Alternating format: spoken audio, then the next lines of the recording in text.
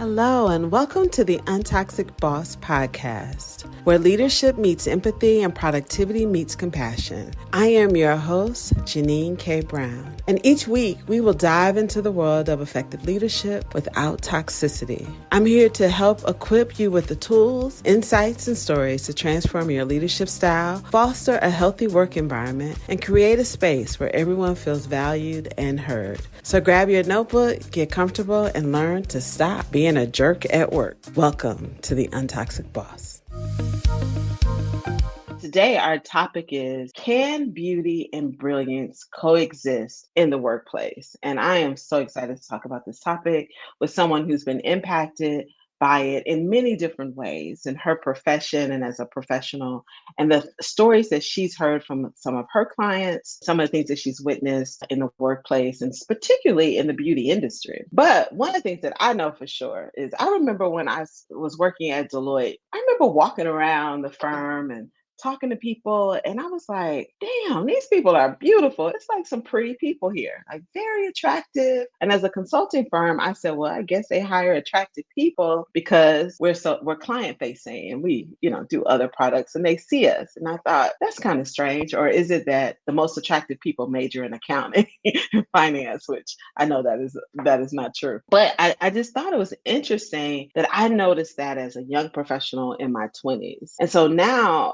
years later, I've seen how this shows up as a hiring manager in recruiting processes. And there are so many studies out here that have uncovered evidence of attractiveness leading to preferential employment decisions and higher odds of success in the workplace.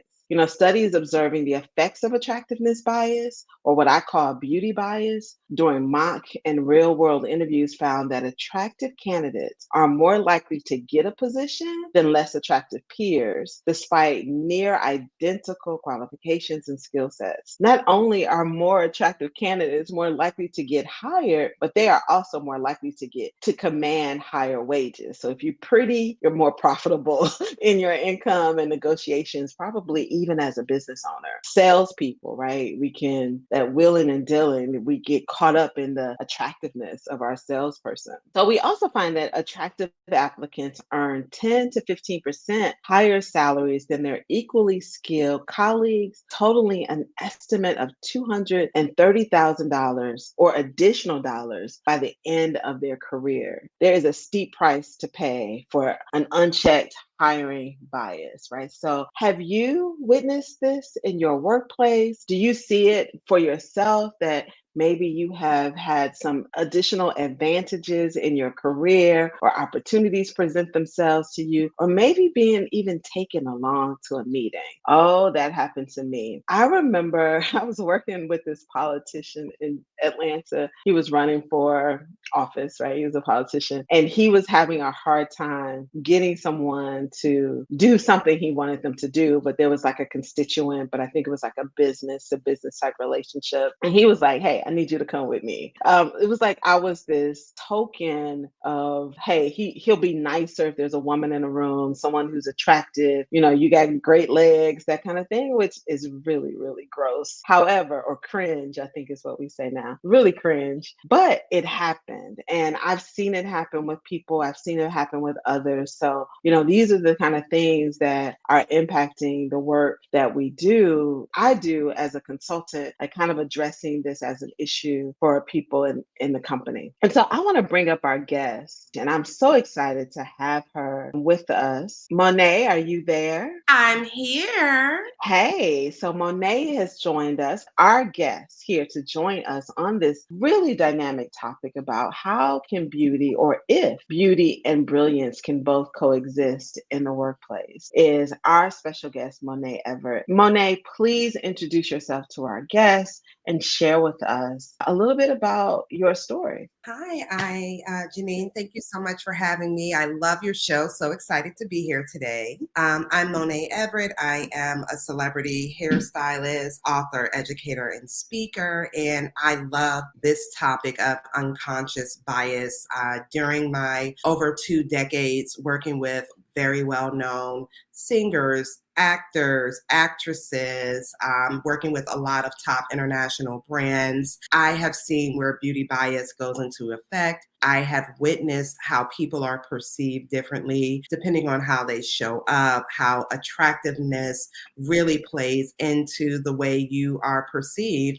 To your earlier point of being taken on meetings because you were expected to be the beautiful token, that is something that's really real. And I see it happen all the time. I see the positive effects of people making more money or getting better contracts. And I see the negative effects of people feeling as though they can't get ahead because they don't meet that normal beauty standard. It's interesting. Before we started recording, I was thinking about some of the negative things that I remember from my childhood that people were saying. So I was not considered the cute girl when I was a kid. And then, boom, I blossomed when I went to college. Well, But they must have been blind. but I remember comments like the dumb blonde. I remember the stupid jock, right? He's athletic, he's Yeah. handsome and popular, but he cannot be a good student, right? I Mhm. remember these sorts of things like, oh, if you're pretty, you're not smart, or if you're pretty, you can't do this, or if you're not as attractive, you're not, you must be mean. And there's all these negative characteristics tied to that. If you had darker skin, regardless of race, right? If you were a darker skinned Asian person or Hispanic and Black person, all of these negative things, white people coloring their hair from their natural color of maybe a darker brown or brunette to blonde because it was seen to be more attractive. And so all of these things I remember from my childhood, I had no idea, Monaè, that it would make its way into the workplace. Like, was I being naive? Well, we're all naive when we're younger, and we're taught that if we work really hard, we're going to be rewarded for our effort. And we're not taught that sometimes the world is not fair and that some things are outside of our parameters or outside of our natural ability. And, some of the examples that you gave were about how you're naturally born. Are you blonde? Are you tall? Are you overweight? Are you underweight? But in my industry, I also feel people are judged for if they show up with makeup that day. If you're not made up, then clearly you're angry and in a bad mood and you should be left alone. If your hair is not done, then well, what point could you be making because you're angry or you're lazy? So yeah, there's so many outside factors. Yeah, I have a friend. We were on a panel together back in November, and she made a comment about when she was younger in her career. She's a white woman in the accounting profession, and she was sharing with us how she was told when she was younger that she was way too attractive to be Mhm. taken seriously. And she was told that by another woman. And I was like, what kind of hatred, shade, and pettiness is that? Oh, yeah, it makes a lot of sense, and I'm sure that that lady thought that she was giving some helpful generations without realizing how times have progressed and changed over the decades. But yes, I've definitely seen that happen where you're speaking and your audience is so mesmerized that they're not paying attention to anything you say, and it's really about the beholder's opinion of your beauty, because I've seen on the other side where if you're not dressed at all or if they don't consider you to be attractive at all, then they'll also ignore you. So I guess you just can't win. Yeah, it's about finding your sweet spot and your level of confidence and where you can land at consistently. Yeah, there's a lot of ups and downs to that part. And what's most important should be what you're actually saying, the point you're getting across, what you're bringing to the situation. No one should have to deal with wondering, am I pretty enough to be heard, or am I too pretty and they're ignoring me? So that goes right into what we're talking about. Can beauty and brilliance coexist? And this is why for so many generations of workers, they've thought it was separate. But I'm happy that the younger generations, the millennials especially, and younger, are really putting their foot down saying, no, I'm going to look the way I want to look in the workplace, and you are going to respect what I contribute. Yeah, I agree with that.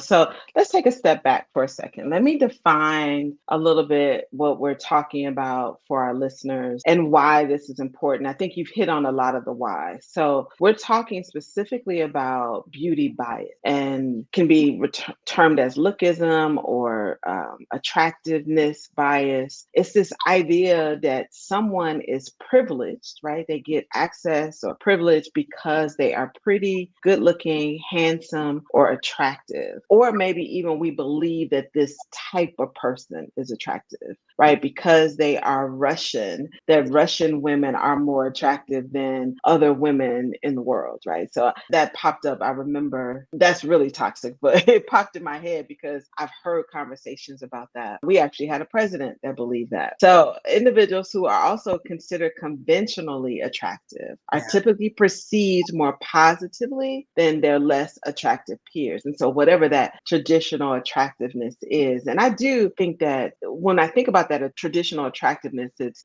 high cheekbones, small, slim nose, the shapes of the eyes. And we hear that in a lot of different cultures. I do think that inclusion and diversity, equity, and inclusion in the beauty industry has maybe positively contributed to some of our narratives around what traditional beauty is, because we see more examples of the types of women, right? We see more women that are more full figured in ads and magazines. And so I think we've come a ways in that. However, you are in the beauty industry. You've seen some things that a lot of us may not even be aware of. And so, Monaè, I want to give you the opportunity now to just kind of share with us, like, what are some of these stereotypes that women and maybe even men are running into from head to toe? What is really happening that we might not even realize is in our subconscious? Oh, yeah. The beauty industry is a part of culture, so we take our cultural biases into it.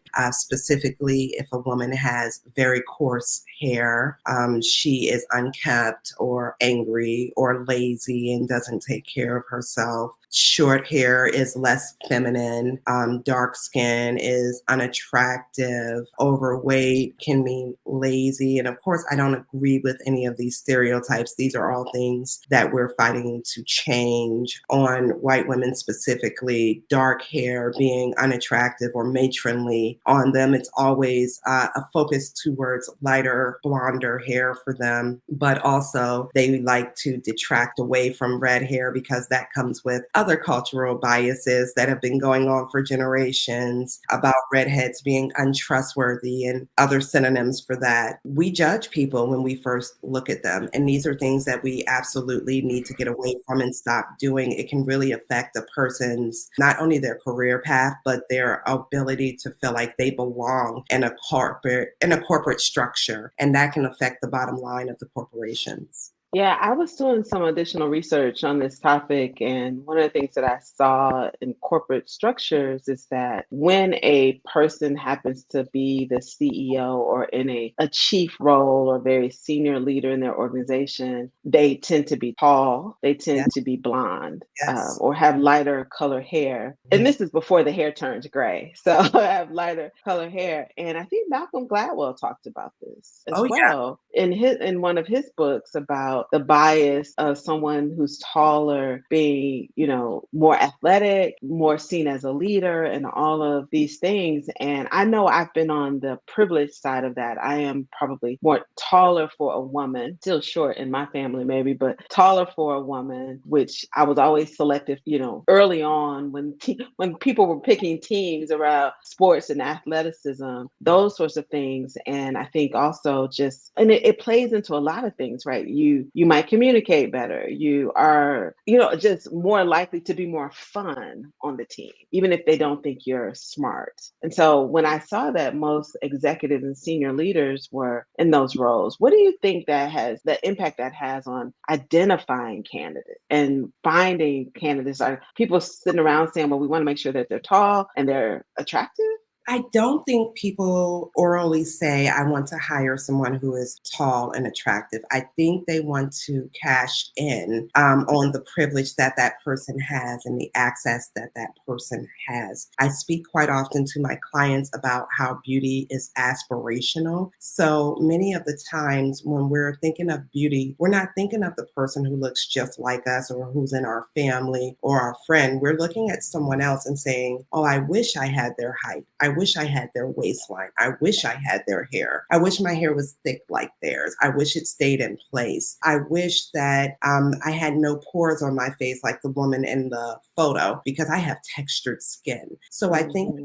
hiring employees and they see someone that's new to them, they're mesmerized and they're like, well, this person is so together. They look so good. And I know our clients are going to love that. I know the people who watch on TV are going to love that. I know even if I put this person in the front of the restaurant, it's going to be more inviting to customers. Yeah, you're right. You see that in hostesses. Oh, I hadn't even really thought about that part. So you do customer facing when you're at a hotel, the folks that greet you at the front when you walk in. Yeah, you know what? Those are really great points. I remember being in Dubai, and they were saying how different roles, depending on how dark your skin was, you were in these different roles. And all the people, men that worked behind the desk when we checked in, they were all lighter, a more lighter brown and thick hair, like a head full of very thick hair, young and youthful. So I think, yeah, you're spot on with that. So I think one of the first things I want to do is go back to what you said about when people are asked to describe what beauty is, they don't pick themselves or someone in their family. We're always looking outwardly. Yeah. I never thought about that. We're going to describe, oh, if I think this woman is pretty, I'm not going to say, oh, it's my mom and she's so beautiful because she has these amazing eyes and high cheekbones. And I'm going to say, oh, it's Halle Berry or it's, some other celebrity or entertainer, Rihanna, like, oh, she's pretty. And I don't think a lot of us realize that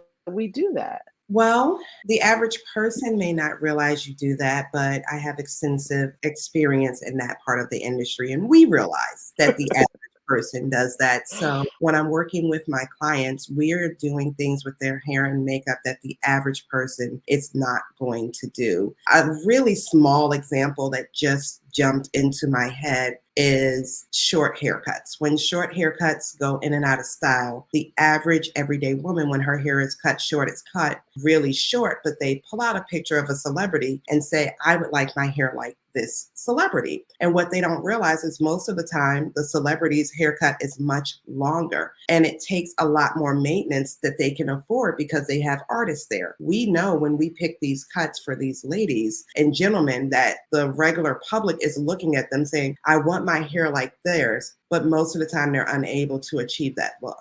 That's interesting. A sales rep, I am still trying to achieve a look of someone who was on the red carpet at the Grammys as my everyday look because I'm associating that glamour to myself. Like I want to do that. Is that what you're saying? Absolutely. Absolutely. You're looking outward and saying, look how beautiful they are. Look how the rest of the world reacts to them. Look how people online clamor over them. Clearly that is beauty and I need to try to make myself look like them. So you could just be doing accounts payable or be the nurse and we're all still wanting to be viewed. And I think a lot of that is positive, right? There's a lot of that we want to show up, we want to look our best. But then I think there's the other part of how it becomes very toxic in the workplace. And so, you are a stylist, a celebrity stylist, and you've been in this business for a very long time, very successful. But you are also out here evangelizing your clients and companies around diversity, equity, and inclusion. In the work that you do around DEI and belonging, how are you balancing this conversation related to beauty bias in the work that you do?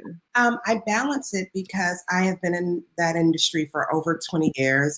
But before starting in beauty, I studied communications and sociology. So I feel like that always gave me another viewpoint. I thought the world was quite a bit more friendly than I've seen it be lately. So I started noticing so many things going on the sets that I was on. So many conversations where they're looking for certain types of beauty, where they'll only hire certain types of beauty, or where the celebrities that I'm working with are forced to conform to certain standards that they don't consider beautiful, but they know that they won't get hired for roles. They won't get ahead in the business that they're in if they don't conform to these ways of beauty. Then I started noticing how it was affecting different audiences, whether it's the person looking at them and commenting on my social media, or the way that celebrity felt having to change the core of how they look in order to be perceived as beautiful and get more jobs and opportunities. It's a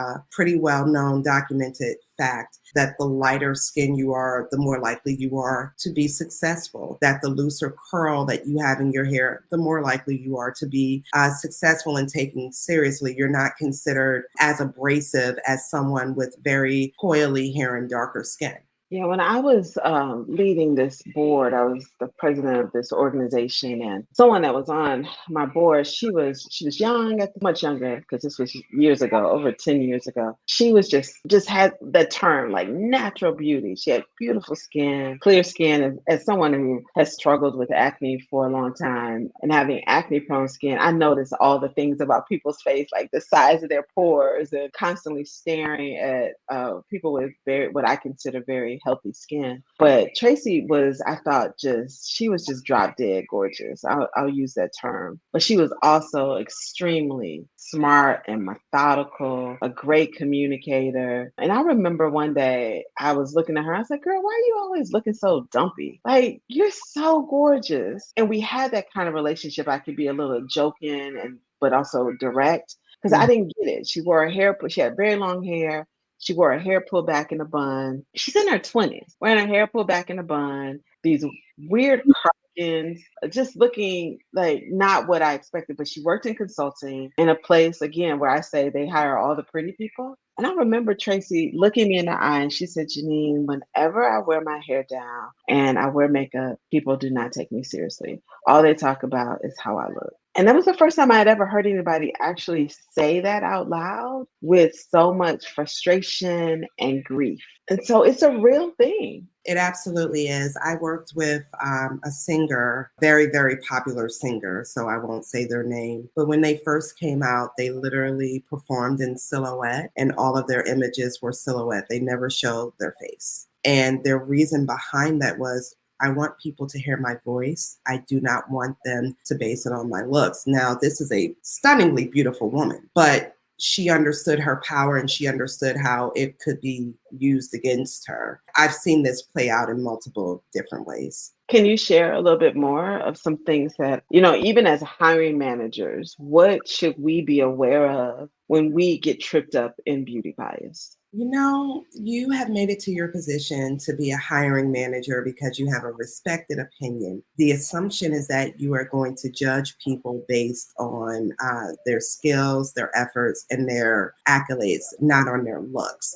So one of the things that I use when hiring people to avoid beauty bias is a standardized hiring practice where I can compare apples and apples instead of apples to oranges. There's so many things that trip up hiring managers, considering also including like their ways that they see things, and do they want to go to work with someone who doesn't look like they'll be fun? If they're a person who really values beauty, they're thinking, oh, I can talk to this person about getting my hair done and we can hang out afterwards. If you're a person who doesn't value that, they may not see you as someone fun to work around, and you spend more time. So even though I might be with people at work many times than your own family members at home. Yeah, and I like that, right? Let's create a hiring practice that views and values people based on their skills and their experience, right? And it seems very simple, but I shared at the top of the show that people who are more attractive or appear to be more attractive to the hiring professional will probably get the job, even if they don't have all the skills and the experience, right? Because of privilege, and we want to spend time with them and be around them. And so we don't even know that we've gotten caught up in this beauty bias black hole, to speak, right? This whole phenomena around we're going to hire the most attractive candidate. We might not say it, but we definitely unconsciously do it. Or maybe we even consciously do it. We want a team that looks a particular way. So we do that. Can you share from your experience what the most important lesson you've learned about coexisting beauty and brilliance in the workplace? We use beauty, we use that word and we liken it to what you look like. but I think it's really about confidence and what your level of confidence is. Are you confident when you go to work with your hair straightened? Are you confident when you go to work with your hair in micro locks or in a natural style? Are you comfortable with your hair in a ponytail? Are you able to put your shoulders back and really get your point across? People are going to respond to your confidence level, even if outwardly in the beginning they're responding to your beauty, they respond more to your confidence level, how you're able to get your point across, how you're able to say what you will bring to the situation. Don't base it at all on solely your looks. We millennials and below are doing a really good job of saying you're going to accept me however I look. And for many people, that may be coming to work with unconventional hair colors. I'm starting to go into different environments, including hospitals, and see nurses with blue hair or redheads not coloring their hair any further, or my personal favorite, seeing so many women with natural hairstyles or even more Afrocentric hairstyles and head wraps and things of that nature. Our Muslim sisters, I'm seeing them in so many more positions with their hair wrapped, including police officers. I think gone are the days where it's okay to judge people solely on their looks, and people have to show up authentically themselves. Yeah, I think for us to create a more better society and to rid our workplaces of this toxicity around difference, we have to understand why. Like, why is her hair covered? And I think it's okay to understand that and respect it, so we have a better understanding with the women and men that we work with, because we never question a Jewish man, right, when he is honoring his culture in his traditional head covering. But we will a woman who has Yes. her head wrap, right? We will do that. We tend to question women about just about all of their decisions, and that's another form of bias that we have. If a man is doing something, we just expect that he's standing strong in it, and it's not up for discussion. But I think innately, whatever a woman does appears to be up for discussion. Yeah, you're right. And we gotta deal with it. Like, I'm sitting here feeling a little deflated. So we gotta turn this conversation around Monday. You're right, it is. And I think I always say this, and I wrote this in my book, that in the last chapter of my book, the thing I said, in order for us to change the experiences of women in the workplace and Mhm. just in society overall, women have to do better. We have to be better advocates for one another. We have to be less critical. We have to be more supportive, more celebratory of what we see and experiencing, and allow women the freedom that we give men.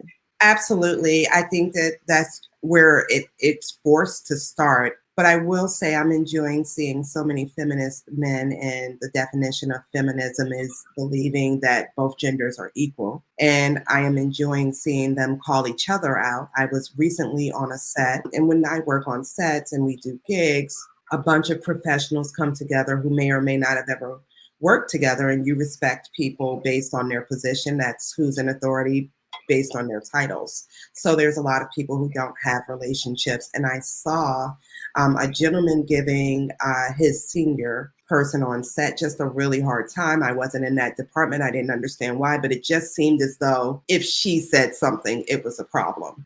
So later on in the day, I watched someone in his same position say to him, such and such has asked you to do 3 or 4 different things, and you're just not doing it. The things she's asking you to do are correct. Are you simply ignoring her because she's a woman? And I felt that was very impactful. And the gentleman really struggled to tell another gentleman his reasoning. So you're just not listening because she's a woman. So having men pull each other up is going to be very helpful in that category as well. Yeah, that's what we call allyship, right? Is that these men are willing to call it like it is and demonstrate allyship in the workplace around them. I don't really know how to end this conversation, because I think, I'm wondering, have we answered all the questions of our listener? And so I'm going to Monaè, I'm going to make make this your responsibility. Like, what else should we be saying, as we wrap here that you want to leave with our listeners? I think the most important part of this conversation is the importance of belonging. And how do you get to a point where you feel like your belonging is showing up confidently and authentically yourself? But I also would like to speak to those in hiring positions or senior positions at corporations. How can you be an ally and get the best workforce? It's by being open to people's differences, by not judging them by their appearance, by understanding that to get the best workforce, you're going to have to focus on what they can do instead of how they look.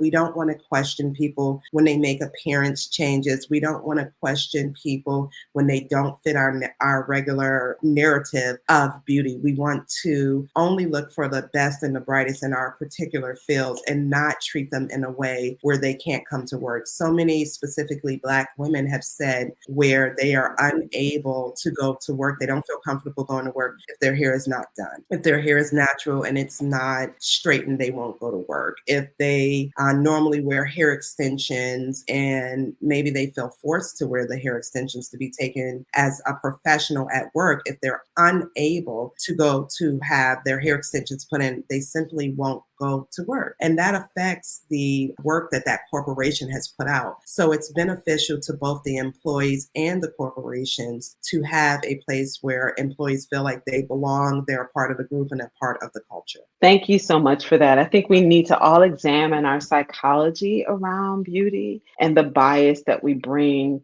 to the workplace.